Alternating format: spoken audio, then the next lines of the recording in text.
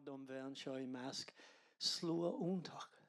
Cíimiad cáde, Gaelta, Istíní úntaach. Lads, I'm delighted to be here with you. This is not from the Hogan stand. This is just a few words about how delighted I am to be here. And I have to thank Mary and Larry, Patrice and Michael for the wonderful children that you brought us all here today to celebrate their lovely occasion. So, gur míle maith agaibh is úntaach an gníomhar ina sibh. But lads, it was just before the All-Ireland in September 2001, Tip won, by the way, they beat Galway. There was a couple of Kappa White lads there as well, Michael, on that team. And just mentioning that in passing. But anyway, I think it was about early August 2001 when I first met Lawrence and Ronan. Now, you can't say one without the other, because the first time I met him in Meadowvale, I thought they were conjoined. They were wrapped around each other. And for the 10 minutes that I stood there gazing at this wonderful creation, I was in awe. And I probably fell in love with them that day because of the madness and the beauty that was all rolled into one. I still didn't know coming away, was that one or two? You know, was it a conjoined partnership? Anyway, neither here nor there. As time went by, I got to know how they were inseparable but two fabulous personalities. And as Michael also mentioned there, the stuff that Ronan has in terms of his ingenuity and his organisation, I always remember we were very much into sport even back then, and I was training the lads in their late childhood years and early teenage years. We were doing all sorts of drills, etc. So forth. And I always remember we had this jump mat. Now, for those who don't know, it'd be like a mat you roll out on the ground, but it was electric circuit. And I was in there with my head in trying to solder the connecting wires to the electric conduit. Sure, there was no hope. Ronan, as the 11-year-old, came, took the soldering iron, went in, and that mat is still being used today. A testament to his, I suppose, stick-at-itness, and I'll get the job done. And that was Ronan. And I think it was in around the same time, Mary and me, we could never go anywhere without the two lads. We even went on a honeymoon and they came along. And anyway, we wound up in Kitzbühel one day skiing. Now, they had never skied in their lives. But as I said, we were doing various drills at home. Sean Sean had gone off to do the rugby stuff, but the lads were at home and we would do our drills and prepare them with the fundamental movements and all of that. So here we pitch up at the top of I've just brought him up to Kitzbühel Horn. It's a big mountain. It's twice as high as the McGillicuddy Reeks as Carrán Tool. It is actually twice as high. And up we went to show them the beautiful scene. Next thing I saw, Ronan put the skis on and he's gone. He went down this magnificent black slope. Now, I won't tell you what happened with Lol and me. I leave that till his wedding day. But the next thing is, anyway, we got down eventually, and there he is down below, shaking the snow off the old skis. He skied all the way down the Matterhorn Horn, a black slope, on his very first day skiing. I don't know anybody in the world who's ever done that. It's not that it's a trivia, but that's his Ronan. He got something into his head and he'll do it. Well, anyway, we won't dwell on that because roll on the years and there we are. I think it was the Beast from the East, Mary. You remember that cold snap? We were in Killaloo and, well, just prior to that, you see, as far as I understand now, and I did my research, Ronan used a and Leisha, they were using a social platform, TikTok, I think, and they met each other on it. And then they wound up in the Icon Bar. It's a pub in Limerick, and they were in there in a fancy dress. Leisha was the beautiful Barbie, and Ronan appeared as the gas man. Now, when I first heard that, I was saying, what kind of jokes would he be telling and that? And then Lauren said, no, stupid. He had a gas mask on.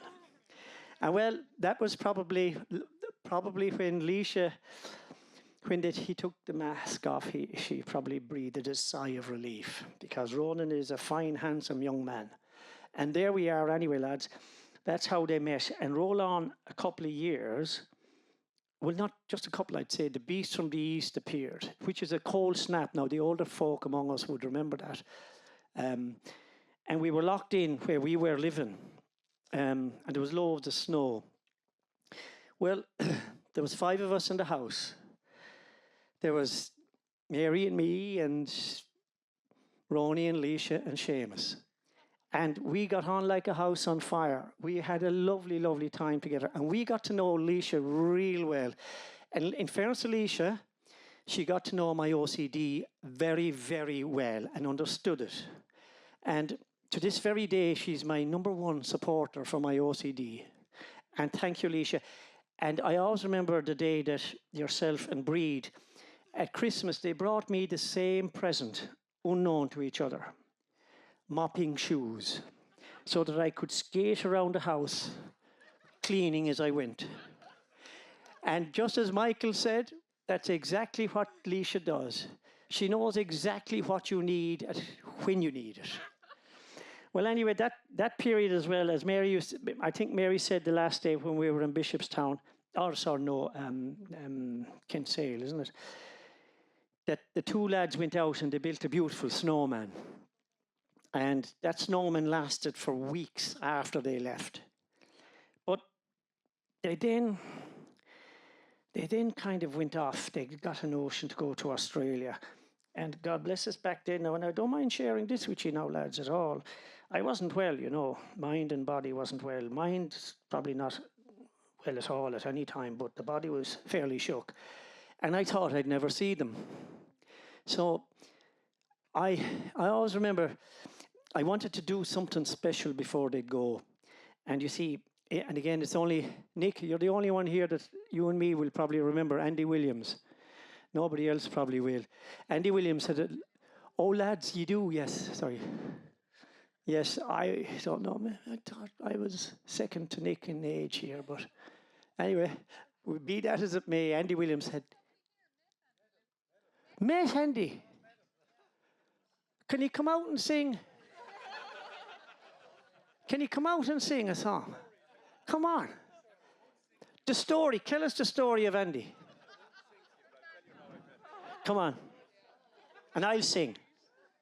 No, if I could sing, I would sing, because everyone would think I was great. I can't, but I will. I can't, right. So I'm in Boston, alone, fragile, and I'm in a bar. 2 friends from Dublin come over to see me. We're sitting there in the Boston Plaza. We can't afford it, but that's what I would do all my life. I went to places I couldn't afford. Lots of you won't remember this, because none of you were born anywhere near where I was, time-wise. So we're in the bar chatting, and I go up to get some drinks from my poor friends who were even poorer than me, which was difficult back then. And we go up, I stand up there, I'm at the bar, barman serving me. And this guy, considerably smaller than me, actually, I have to say, just in case you're wondering. He's not actually a big man at all. About your height. Yeah. Yeah. And we start talking. And I said, geez, that's Andy Williams, to myself. And he goes, I said, you know, you're big in Ireland. I said, your show is on right after Mission Impossible on a Thursday night. He goes, yeah, that's us. We're big there. I said, yeah, we love you. You know, it's great, Andy. And so I ordered my drinks, and he orders his drinks, and I get mine. And he says, hey, barman, put the Irish guy's tab, put that on mine, right? And I thought that was great. And I have my drinks like this, as you would, holding all of them. He has his like that. And we're walking through the bar. it's a piano bar. There's just one sunken piano. There's three of us there, and there's Andy and two ladies to the right. That's all that's in the bar. And just as we're separating, one of the ladies runs over and says, Andy, Andy, give us a tune. And he says, honey, I only sing for money. And that was, that was it. Anyway, since I am up here, I'll go on. Once upon a time. Now, I've known Leisha since she was born in the Bonds, actually. I actually visited Patrice, and I remember it very well. The Leonards are a phenomenal clan. I'm actually married to Catherine Leonard, and she's sorry she can't be here, but she has her festival in Westport, such as life. So I'm her ambassador along with my 10-year-old Jonathan. Jonathan, are you listening to this speech by me? You're not listening at all. You don't appear interested at all. You're not even videoing it. It's ridiculous. Anyway, I would just like to say, whilst I don't know Ronan, I've heard a lot about him. I've met him in my house a couple of times. My view is he's a gentleman. Leisha is a beautiful lady, and she's like all the Leonards, extraordinarily smart. Watch that, Ronan. It'll catch you out, right? Just keep telling the truth, right? Because they have a memory like elephants, right? There you go. So I wish you the best of luck, and you're a beautiful couple, and I hope things go well for you. And I have to say, it's one of the most gorgeous days I've had. It's the best venue for a wedding I've ever seen. Michael, I think, likened it to something, what it was, but I think it was more like the Godfather scene in Godfather 3. It's beautiful. Such a venue, so beautiful and very rural. Anyway, best of luck to both of you. Liam, sorry to interrupt, Liam. John, thank you very much. We had a quick chat beforehand to get organised on that one. Anyway, lads, John, I'll sing, even though I'm not. The last time I sung at Leisha's wedding, I had to stop halfway because there was nobody listening. They were all gone out for drink. Oh, Leisha, thank you. I knew you would. But the song that Andy, Each Day of the Week, was a beautiful song that he sings. And I remember giving a bit of an effort to it the last time when they were going away to Australia. And my voice was nothing like it is now. I've grown into a far more baritone voice than I had back then. So I'd love to sing this. But before I sing it, and I just want to say that I never thought I'd see them again. And then about 18 months later, I come down from Dublin after a bit of treatment, and we were in the house, and the next thing, who's there? Now, Lawrence you see Lawrence there now. Look, he's running away. He looks exactly like him, depending. I'll say nothing about the depending, but they're very, very alike. So I thought it was Lawrence on first glance, and then I said, Jesus, that's not Lawrence. Oh, well, I tell you what, therapy that I was getting was nothing compared to that boost of therapy that I got that day. Seeing him back from Australia, just for one day even. And I knew I went like that in my recovery after that. So that's, anyway, they came back anyway, eventually, and thankfully they did, because here we are today. And I do believe that rumour going around is not true, Ronan. Where Ronan, you see, went to the outback. He went off out pile driving. So if any of you want a solar panel out in your back garden and you want a big project, come to Ronan. That was another thing he did with zero experience. But I do believe that it was the lack of outlet centres, not outback, was the problem for Ronan. So thankfully he's back. And I want to wish Leisha and himself all the very best. And the way I have of saying that is to just, I won't sing it. If you ask me later, I might, but I'll just recite it.